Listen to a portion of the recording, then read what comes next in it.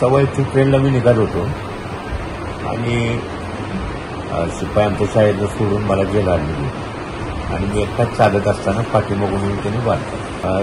त्याची मिसेस आमच्याकडे आहे, ते सेवा पुस्तकाचं काम होतं, माझ्या पद्धतीने ते चालू होतं. पण त्यांचं म्हणणं काय की मी मुद्दाम करत, आता ते मला दिसलं नाही. असं पाठीमागून वार केला असा, कानाजवळून असा डायरेक्ट नाही. मी माझ्या शाळेत नोंद करून मी भांडुपला पाठवली, तिकडून यायची होती फाय. तिथे काय त्यांचा रजेचा प्रॉब्लेम काहीतरी आहे, बाळपणाची रजा, आणि त्यांना तसं मी लिखी पण दिले की बाबा तुम्ही जाऊन समक्ष रजा नोंदणी पुन्हा ना आणि करूया काम होतं. त्यांचं म्हणणं आहे की मुख्याध्यापक मुद्दाम करत नाही, आणि त्याच्या आधी पण मला एकदा धमकवली होती, जर काम नाही झालं तर आम्हाला हात उचलावा लागतो. तसं मी नोटीस काढले पण तिने घेतलं नाही. ते नोटीस माझ्या शाळेत दप्तर आहे असं मला धमकवलं ना, हात उचलावा लागेल जर काम नाही तुम्ही.